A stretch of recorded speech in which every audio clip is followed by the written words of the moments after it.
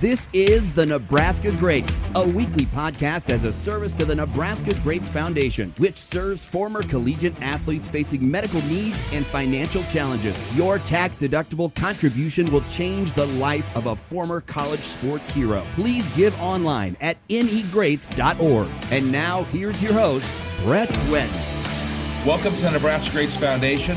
My name is Brett Wetton, and I'm your host today. Nebraska Greats Foundation, we are family, and so we raise awareness and money to help any former student letter winner from any of the colleges or universities in Nebraska that have a medical/financial need. I've been on the board of directors here for the past two and a half years, and it's amazing how we've helped folks. Before I introduce our next guest, there are really three ways you can help us out at the Nebraska Greats Foundation. The first is donate to our organization. That money goes directly to help those in need. It's also tax deductible. Secondly, you're going to see our content come out on all of our social media platforms. Feel free to share that content. That really helps bring awareness to this. And lastly, and maybe even most importantly, you played with former teammates, and you have friends or family that are former letter winners that have a medical/financial need, but they have too much pride to ask. And so if you know of somebody that needs our help, please direct them to negreats.org, or you can have them reach out to me, and we are happy to help. Well, without further ado, I'd like to introduce our next guest. His name is Justin Coleman. He is a friend, a former teammate of mine, UNK Hall of Famer, quarterback. Justin, welcome to the show. Thanks for having me, Brett. So Justin, you and I have known each other for quite some time, and I had the pleasure of being one of the linemen that blocked for you for probably 3 of the 4 years you played as a starter.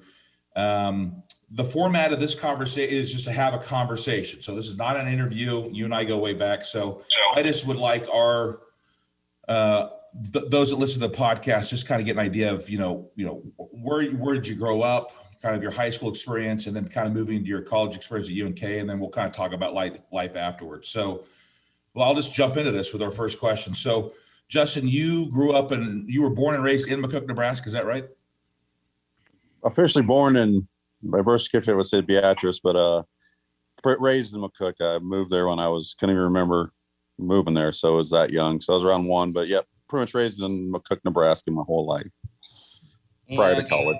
Okay. And Justin, look, I think a lot of us here in Nebraska, you end up playing in 3 or 4 sports. So what sports did you play in, and which ones did you like the most in high school? In high school, I guess, went out for obviously football, basketball, and golf.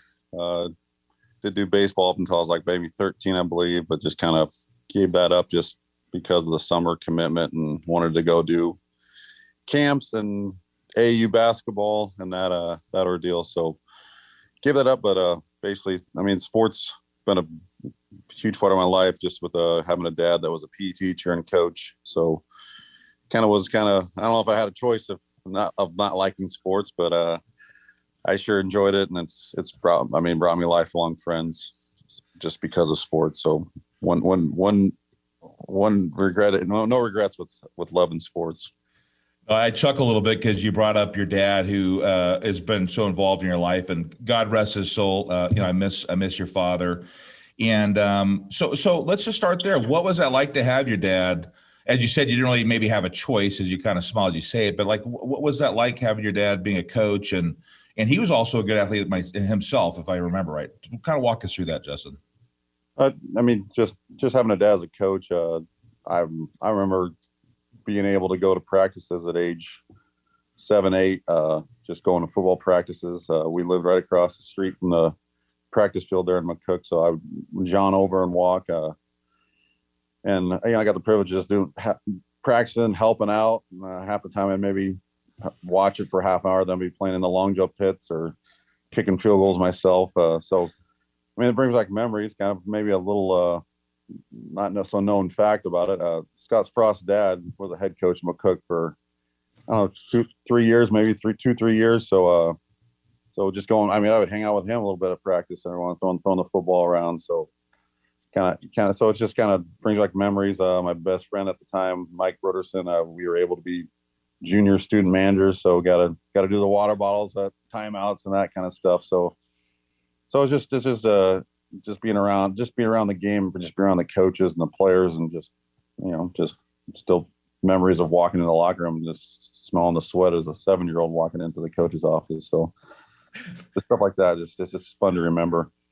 No, those are great memories, and it's amazing how then you kind of, as we fast forward in our conversation to you actually playing, our quarterback at UNK and then having some stuff with the NFL afterwards.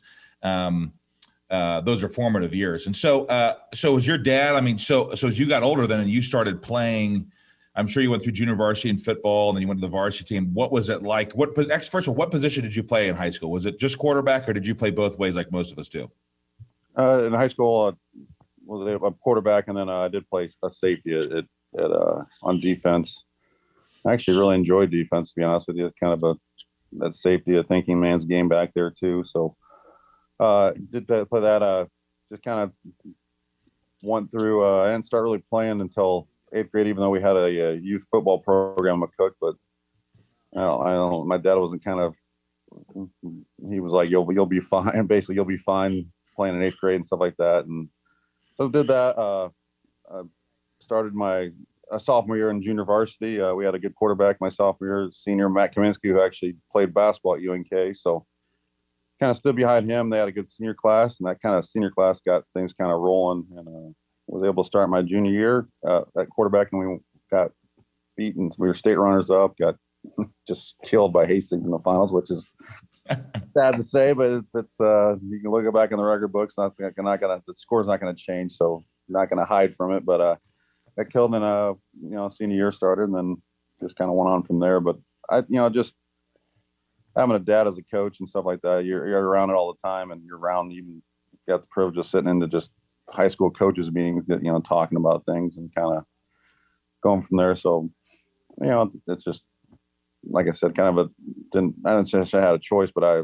love every minute of being there. I think my dad would probably shoo me away more, and I wanted to go all the time, but possible. But so just enjoyed being like that. So Justin, walk me through your first start as a junior. Were you, what was that like for your first start? You're coming off a huge loss. Was it the year before? Was it your sophomore year with Matt at quarterback where you guys lost to Hastings, or was it your junior year that you lost? My junior year, we actually lost to Hastings Central. Kind of got upset. We were the number one team in state my sophomore year, going all the way through, and got experience a little bit of playing on defense a little bit in the varsity level as a sophomore, but kind of got upset by Adams Central. And so, that year was kind of quote unquote our year to win it all, was my sophomore year. Okay. When Matt was at the helm. So walk me through your first start as a junior. What was that like for you? Obviously nerve wracking. And then we opened up with our big rival in Lexington. And let's just say I didn't blow the doors open with a game. We ended up winning 7-6 or something like that. It was a low scoring game, but just nervous. And then, just nervous, and just, it is any step up from JV to varsity and from high school to college is going to be, you got to get used to the speed of the game a little bit. But so that was a step up. But then once that was done with it, kind of just the season just kind of took off by itself, and we kind of surprising some people, and we ended up making the state finals. But after that, it was kind of each week got better and better, and just confidence wise going from there. As you know, sports is huge on confidence and just believing in yourself and then in your teammates. Well, the quarterback position is really interesting too, because actually not making unforced errors, right? From the center snap to not throwing interception. There's a big part of the game is just not making the mistakes, right? And then two, then obviously running an offense and throwing the ball down the field. And so last quick question about this experience with you as a junior year. Did you guys pass a lot? Did you run a lot? Did you have kind of a balance? What was kind of the offensive scheme you guys ran?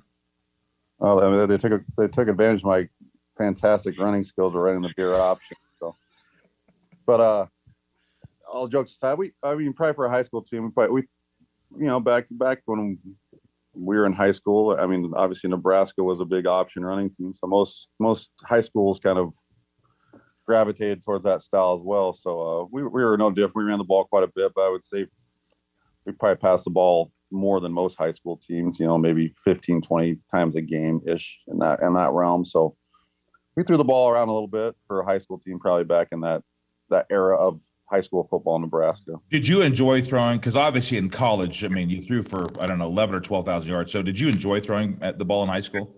Was that natural for you, Justin?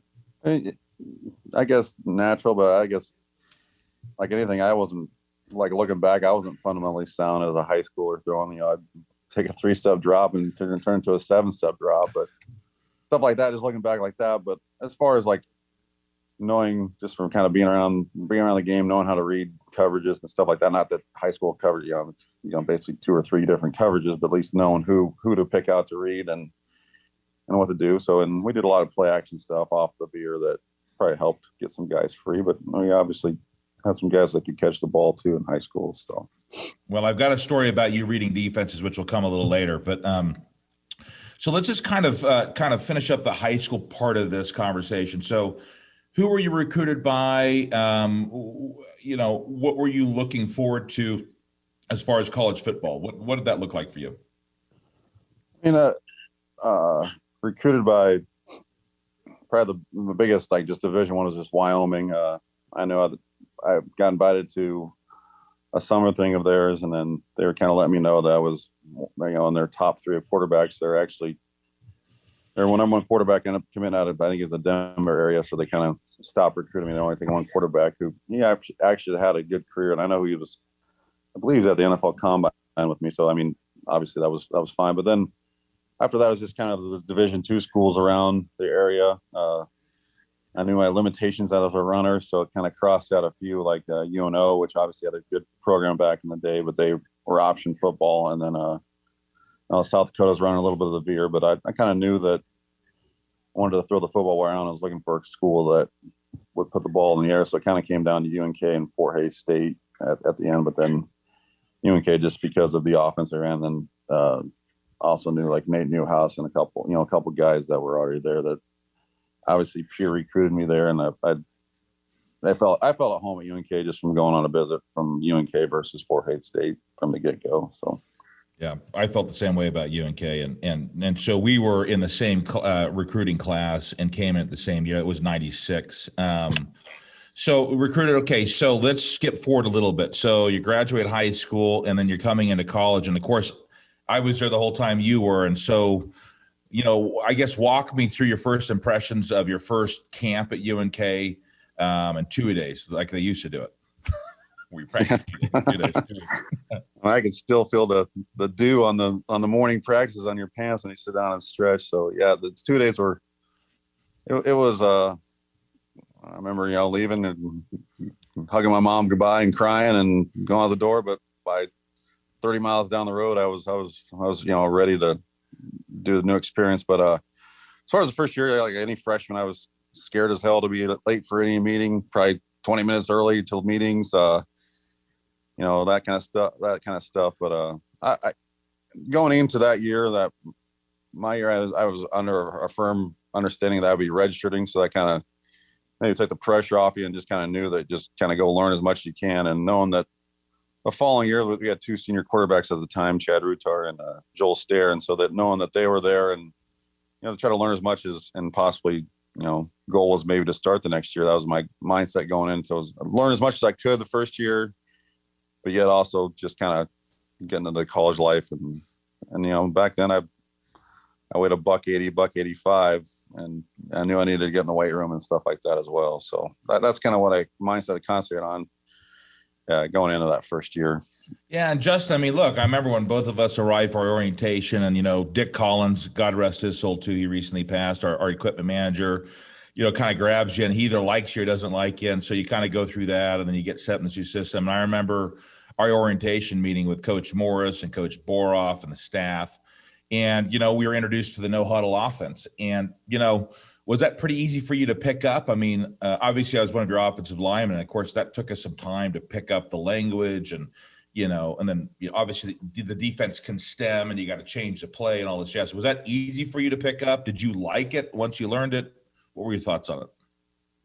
Well, I don't know about easy to pick up. I mean, it's all new verbiage, all new, just the plays were all, just the lingo and stuff was all new. So it wasn't, I will say they kept it pretty simple in the fact that, you hear kind of the NFL plays and that kind of stuff that they have to verbalize back, but ours was definitely not that long, but just it wasn't an easy transition as far as learning it. I definitely spent some time in the playbook. I will say, like, I do remember like a light switch turning on the spring ball of that first year after going through fall camp. Like, you kind of like didn't realize it, but you really did learn a lot in fall camp, even though you kind of seem like you're confused most of the time when they threw you in there and try to go do blitz pickup and that kind of stuff. But I felt like the light switch definitely turned on in spring ball, and like I retained a lot more than I thought I had, and I was ready to roll in spring ball. And not that I was still not learning, but it still was swimming up there at times when you're trying to make a call at the line of scrimmage, basically on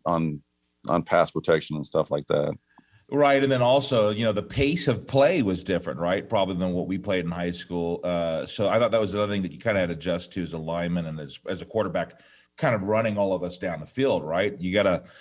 That's the kind of one of the advantages of doing no huddle. You guys can kind of speed up, and we're trying to gas the defense a little bit and try to get them off footing. Would you say that your time as a safety in high school then kind of meshed really nicely with that no huddle system, and quickly being able to read the defense and then say, okay, so I've got to move the line to the left or the right, or I got to pick up this blitz? You feel like that helped you quite a bit and prepared you for it? Yeah, I mean, definitely. So just as far as coverages, and also like kind of back in our era when people were blitzing, that kind of the safety was a guy that tipped everything off. When we were kind of coming up, that's kind of the zone blitzes were just kind of getting new. We did see some for sure, but it wasn't.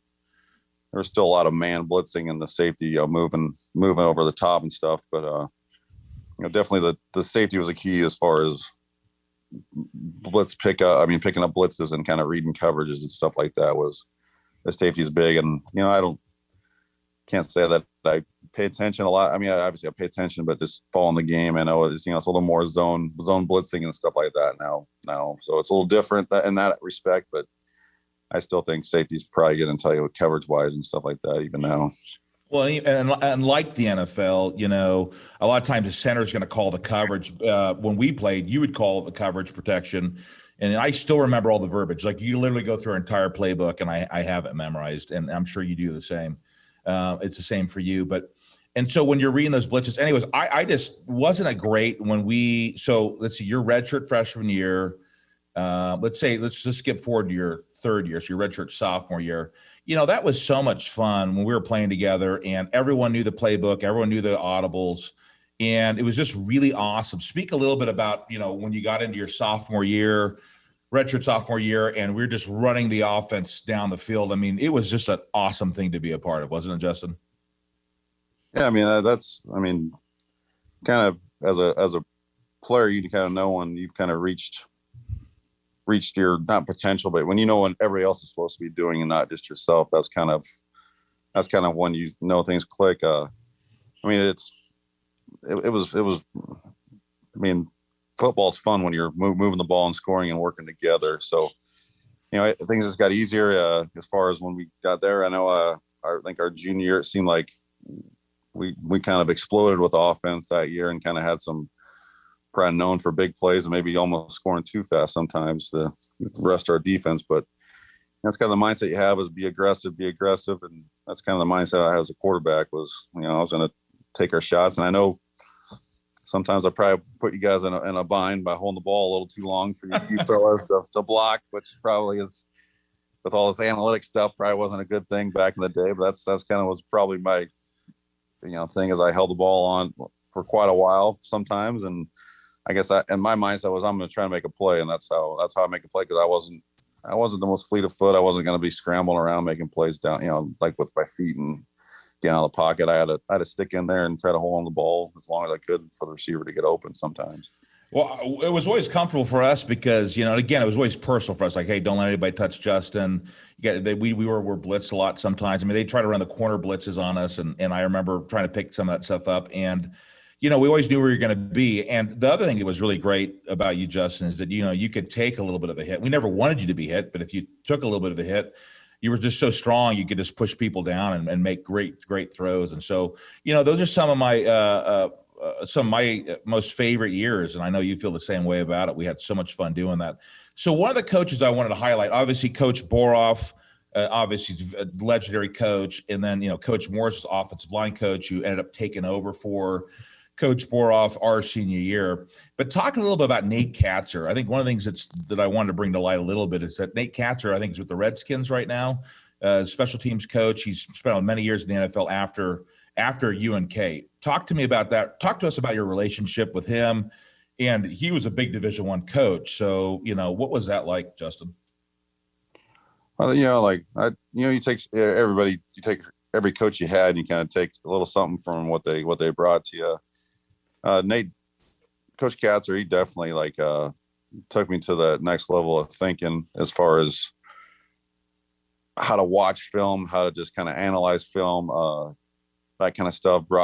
He really included me into play calling and what you felt comfortable running, what we were doing against the team this next week. So I got the privilege of kind of sitting in on coaches meetings at night with him and kind of going over the script and going over, top 10, the first 10 plays scripted out and kind of stuff like that. So he definitely put me in that aspect, and he kind of got me into maybe really thinking about coaching. Coach Katzer. He was a really good teacher, motivator. I can tell you when he came with when we had team conditioning, we much rather have team conditioning than over on individual conditioning, because we would be on the grounds about ready to puke with. So he definitely had that mindset of he could really push you, but you really enjoyed just kind of being around him and learning football. He had that mindset of knowing when to step on you and push you, and knowing when to kind of give you a hug or pat you on the back. So he was a character for sure. So he was a character. We need to go and visit him. But one of my favorite things, I've never shared this with you, but after our games, Katzer would come up to you and say, "Hey, Justin, you remember when they moved the safety here and did this? And, we threw this and we threw, hey, that was a great play." Like, I love that analysis, right? And didn't we do a bunch of option routes too? Didn't we have some routes that were option routes? We had option routes. Yep. And we had option routes for sure. And I know Coach Katzer did, man, I don't know. I can't speak for after when I left. I'm sure they kept a lot of it, but he did bring in some stuff that kind of, so to say, took the pressure off the quarterback a little bit with protections and how to do protections and stuff like that. So he kind of made it easier. Kind of made the running backs reading two people rather than just having one person. So it kind of lessened the load on the quarterback a little bit. So that was kind of nice. And he did bring in a lot of option and read routes type stuff that was not in our playbook before he was coaching there. Well, and I think it paired really well with our inside zone plays, right? The idea is that, you get hat on hat and then you let the running back pick which way he wants to go. And a lot of times, Zach Mater would break it against the pursuit angles. And I just thought it was always a really, really great way to run an offense, because they could pick wherever they wanted to go and we would just go the other way. And it was really beautiful. So I'm going to take a quick break here, Justin, just to go Nebraska Greats Foundation. This is our NGF podcast. I've got Justin Coleman, UNK quarterback, Hall of Famer, and former teammate and friend. Nebraska Greats Foundation is really simple. We raise awareness and money for former student athletes from any of the college universities that are in need. It's a medical/financial need. We've helped out so many applicants, and it makes us really happy to do so. So appreciate you tuning into our podcast. If you have a former teammate, family, or friend that has a medical/financial need and maybe have too much pride to ask for help, send them to me, send them to anygreats.org. We have a really short application process, and we'd love to help any way that we can. And so just jumping back into this interview here with Justin, or not interview, but conversation with Justin Coleman. So Justin, we just talked about Nate Katzer. He's in the NFL. I know Coach Wash was with us there at UNK. He's been in the NFL. I think he was the defense coordinator for the Jaguars, right? For a while. Yeah, correct. I mean, I think when they had their big defense, he was their D coordinator. So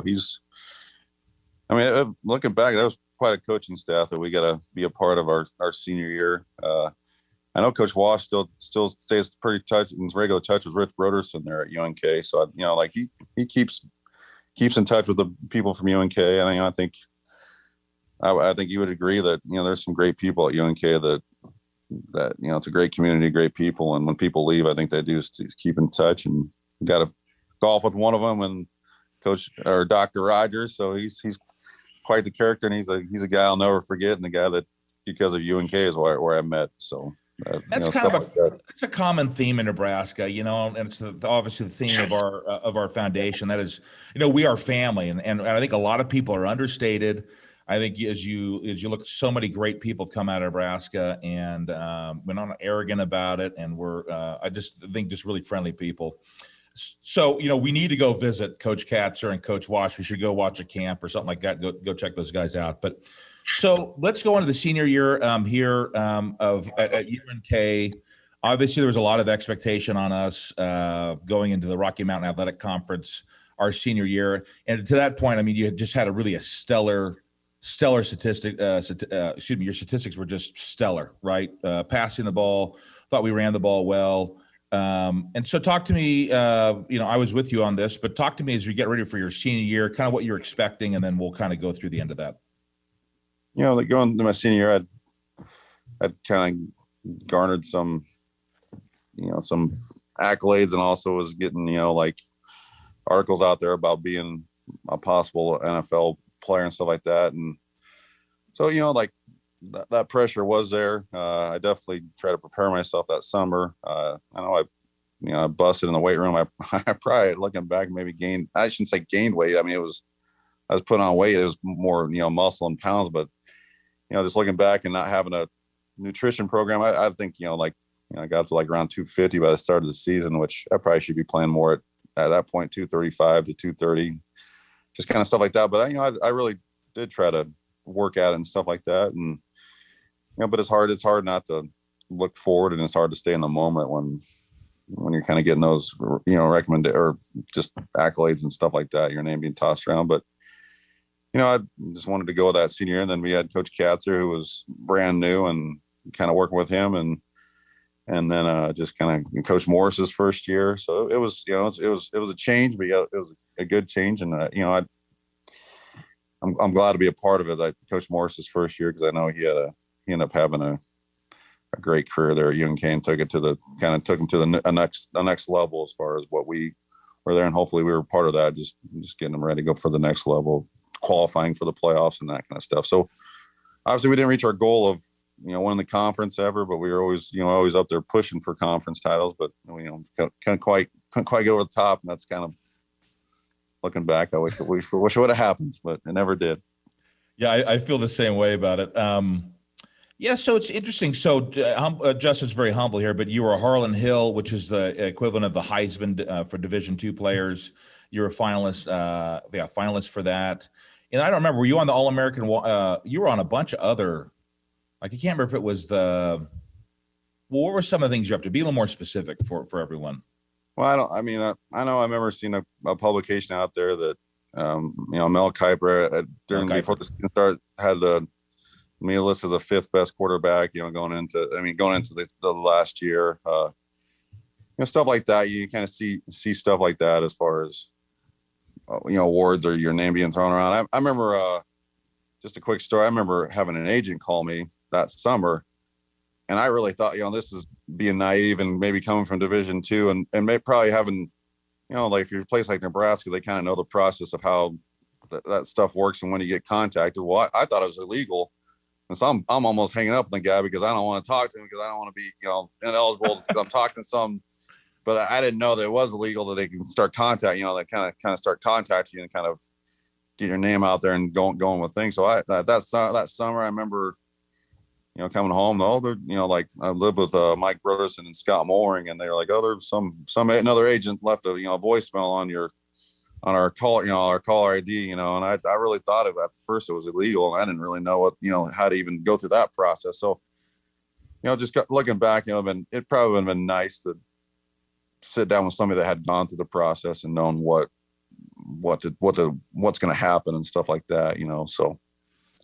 It's just kind of funny stories looking back. Like I really thought it was illegal. An agent was contacting me, and I guess, that kind of stuff. So it's just funny to look back on, but just how naive I was as a person and stuff back then. Well, I love that story because, there's a whole nother world with agents, and then obviously you got to put yourself into the draft, And I think, a couple memorable moments I had from that time with you is I remember us being nominated captains, which is a big deal. We were Coach Morch's first group of captains as a head coach. That was a big deal. And then, I think the one game I would highlight, and then we'll kind of move on to kind of your experience at the NFL draft, and then we'll wrap this up. But our last home game, I don't know, 2 feet of snow on the ground, and then leading everything up to us being on ESPN that day when you knocked off, I think, Peyton Manning on the all-time passing list. Walk me through that and what you thought about that game and being on ESPN that night. Well, I don't know about you, Brett, but like when we were going out to go warm up, I was like, are we really going to play this game? There's 4 trucks on the field clearing off the field just so we can see the yard lines and stuff like that. So it was pretty crazy experience, and that's how you end your career going out there. But that whole experience, I actually, and to this day, I'll actually say I really enjoyed playing in the snow as a quarterback, just because it gave the offense an advantage on the passing game, as far as defensive linemen couldn't really get off on the passing, and receivers knew where they were going. The defensive backs didn't, so the defensive backs were really pretty tentative. It just get the wind in there, maybe not so much, but give me a little snow, and it gives the offense the advantage. So going into that, I had that mindset of just everybody's got to deal with it, so just deal with it mentally and just take it one play at a time. And that's kind of the mindset with bad weather. I just took, like, everybody's got to deal with it. I'm gonna deal with it and keep my hands warm, and that's all I really mattered and cared about. So it was so cold. And do you remember your stats from that day? I can't. Was it 321 yards and like 4 touchdowns? I don't remember. Do you remember them, Justin? I don't, but I mean, I knew it was a good game, and I remember. Coach Katzer was all sorts of jacked up. Even in pregame warm-up, he was like, that's the first time I went through warm-ups without really dropping a ball, or, just guys were locked in, I think. And, it's kind of, it was a last hurrah. And, that's kind of, sad to think about, but at the same time, it was a great memory, and, everything has to come to an end. So you just gotta, it's kind of the thing to take from it is enjoy it while you have it, because it's not going to last forever. And I guess in sports in general, just in football in general, I mean, I get to meet people like you and lifelong friends that you get to meet from all the sports people do, and just from being at UNK. And so, there's lifelong friends with 20 to 25 guys you see, and it's like you pick up where you left off the last time. So no, I feel the same way about it. And, going back to that game, I mean, there's linemen, of course, you thought we were tough guys and didn't wear sleeves, and, we were like in the shower for an hour afterwards, just trying to get feeling back to our skin. But again, it was just another testament. I think you're, one of the best quarterbacks, probably the best quarterback that's ever played at UNK. And I mean, you were just picking people apart. I thought we did have an advantage, to your point. But if you remember the day before in our practice, it was grass was green. There was no snow. And I was thinking, man, I'm going to kill somebody tomorrow. This is going to be fantastic. And so to walk out of 2 feet of snow, and, whether probably maybe about 50 to 100 people at the game, because it was so bad. It was just kind of crazy. And it's surreal. It was a surreal moment for sure. Like walking out there. And then to see ourselves on ESPN that night, going through you breaking the record, knocking Peyton Manning off that all-time passing list was pretty special, I think, for all of us. Was that kind of weird to see that on ESPN, throwing the ball, Justin? Yeah, it was weird. Yeah. I mean, it's weird. Division II kid on ESPN is weird, and, just pretty simple background, or, just coming from small town and stuff like that. So it was real surreal and stuff like that. But like I said, football's the ultimate team game, and I'm not breaking any records without everybody else on the field, and you guys up front, the receivers, and everybody doing their part. And I'm only one out of 11. I just, I think with a team sport like that, my mindset was always like, I can't let the 10 guys down. That's how I prepared, and I can't let them down. And I went with that mindset when I prepared for the season or going into the game. Like that was my biggest fear, was letting people down. So that's kind of what motivated me, and what motivated me to, try to do my best every game and stuff like that. Hopefully I help people around me better. That's, another goal. And then just not letting people down. But, we didn't want to let you down either. Yeah. We didn't want to let you down either. Right. I mean, to this day, I would literally run through a wall for you. I'd run through a wall for any of our teammates. And yeah, it's just awesome. I love hearing you talk about it. So let's fast forward a little bit as we start to wrap this podcast up. So So our senior year of football ends. I believe you played some golf and basketball. I just can't remember what years they were. And then let's just talk the last thing, be just like the NFL draft when you went on to do that. And if you want to add something about your kids or anything like that, would love to hear what's going on with you today. So, I mean, I did play basketball my first year at UNK.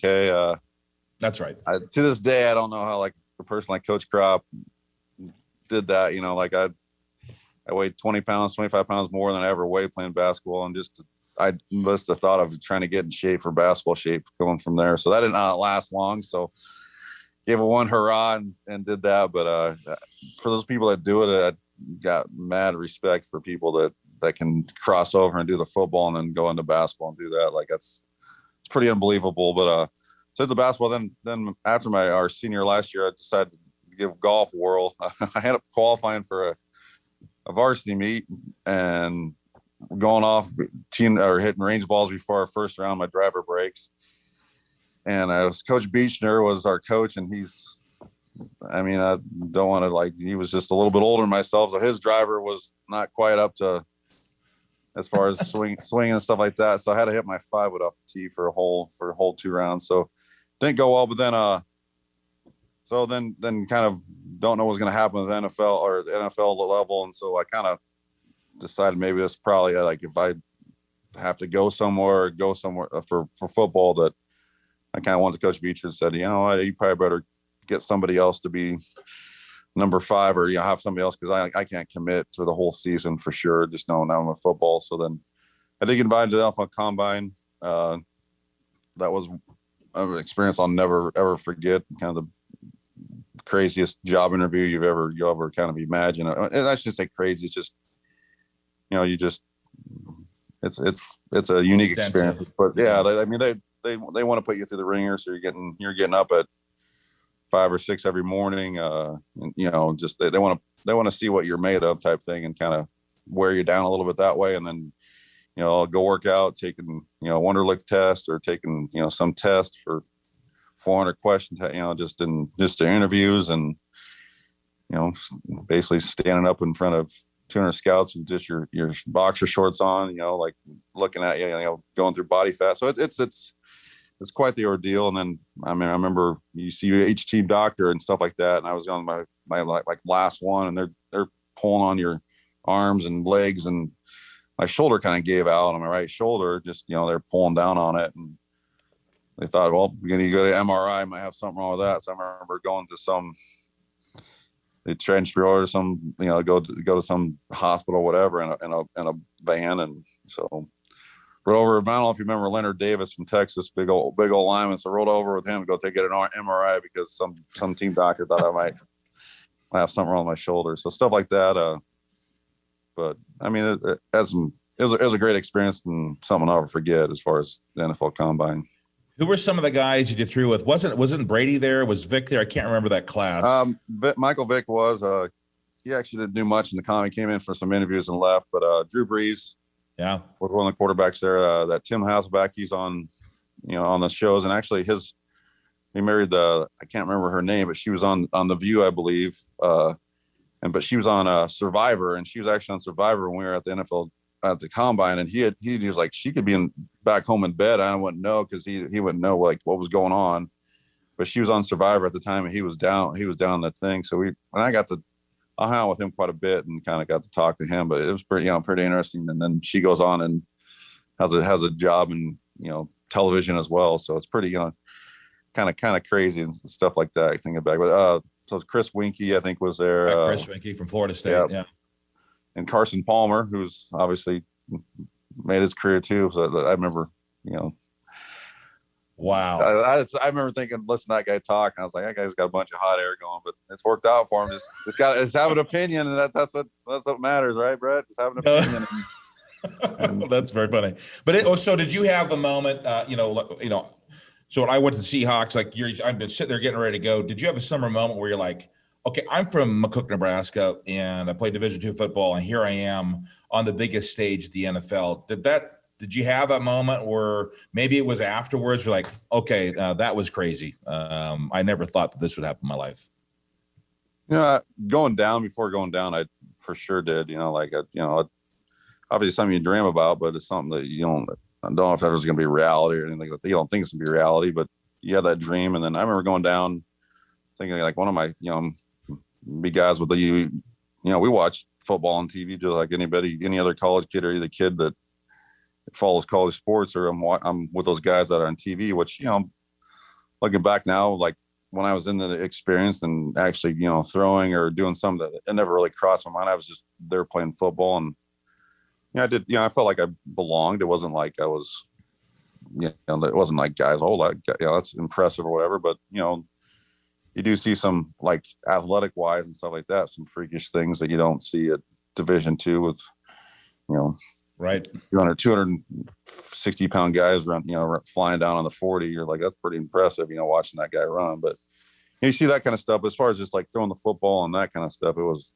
I've, felt like I belonged, but I knew I had an uphill battle just coming from Division II, and I knew I had an uphill battle. There's limitations. I mean, it is what it is. I can laugh about it or joke about it, but limitations, athletically a little bit as far as running and that kind of stuff. And that's when the turn towards a mobile quarterback looking for something to do out of the pocket, kind of started turning with Michael Vicks and that kind of stuff. So that's right. So not making any excuses or anything like that, but that's just kind of the nature of the thing. And I knew I had an uphill battle just from coming from small college and making that big jump from Division II to NFL. Well, look, Justin, I mean, we're so proud of you. I mean, I think you're I'm very, very close to you. We don't see each other as much as we'd like to. And obviously we've been through, lack for a better term, war together playing football, but we're just really proud of you. So I guess to wrap this up, tell us about your kids. What are you doing these days? I think there are a lot of people who would love to know what's going on with you. I live in the Elkhorn, Nebraska area. Got three fabulous girls.